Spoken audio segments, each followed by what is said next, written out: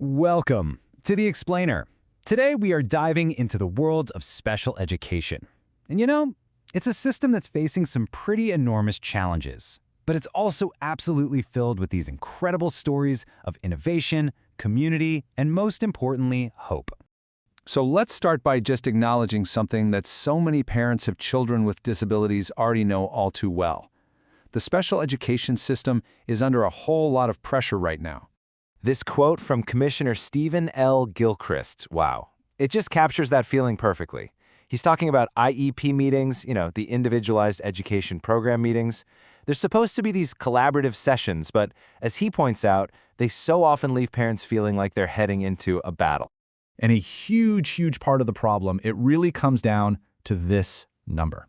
Every single year, 16,000 more special education teachers leave public schools than are actually trained to replace them. That is a massive nationwide shortage, and it puts a strain on absolutely everyone. And this chart, it really paints a picture of the national scale of this challenge. The federal government actually grades each state on how well it's implementing the Individuals with Disabilities Education Act, or IDEA. And as you can see, almost every state is in yellow or red. That means they fall into the needs assistance or needs intervention categories. It's a system-wide issue. So what happens when schools can't find the staff? Well, that burden, it has to go somewhere.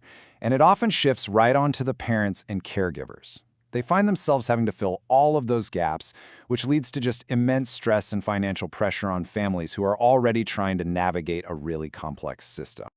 Okay, so we've defined the problem. It's pretty clear. So what are the solutions being talked about at the highest levels? Well, this is where the path forward gets a little bit complicated. The debate really boils down to two very different ideas. On one side, you have a big push to fully fund IDEA. See, decades ago, the federal government promised it would cover 40% of the extra costs for special education. Any guesses what they're funding today? Less than 13%. So that's one idea. The other approach is to expand school choice with things like voucher programs, which would let federal funds follow a student to a private school or be used for private services. But let's set aside the policy debates for a second, because while all that's happening, there are some truly incredible things happening on the ground. This is where we start to find real hope in the middle of all the struggle. Now, what's so interesting is that even with all these systemic challenges, you have these innovative programs and incredibly dedicated people who are already creating these profound success stories. They're really showing us what's possible. Okay, take Ryan, for example. Through a customized employment program, he got his very first job at a place called Can Wonderland. It's this whimsical arcade and mini golf course up in St. Paul. And get this, he's not just doing his job, he is absolutely excelling. His supervisor points out that Ryan is so invested, he actually went and researched competitors to come up with new marketing ideas. Now that is the power of finding the right fit. Or how about ADB? He found a real community, a place where he truly belongs, through a music therapy program at the MacPhail Center for Music. I mean, his mother's words, they just say it all, don't they? The program wasn't just therapy for them, it became a second family, a crucial support system right when they felt totally lost.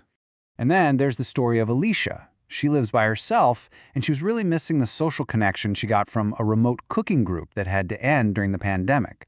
So, this new program came along. And it didn't just bring back an activity she loved, it actually created a brand new way for her to bond with her mother and connect with her entire community. It was a direct answer to the deep issue of social isolation.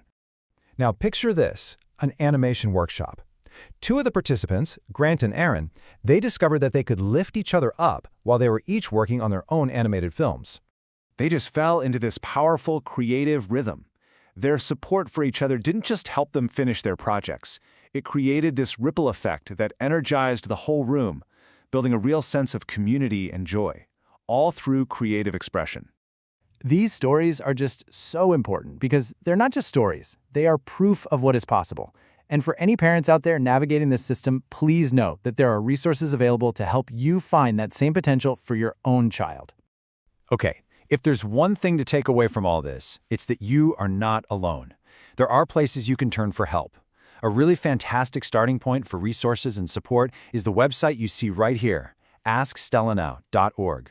And just remember Alicia's story. Assistive technology, that doesn't have to be some complex, scary thing. Sometimes the simplest tool can make a world of difference. And that Right there, that's the key.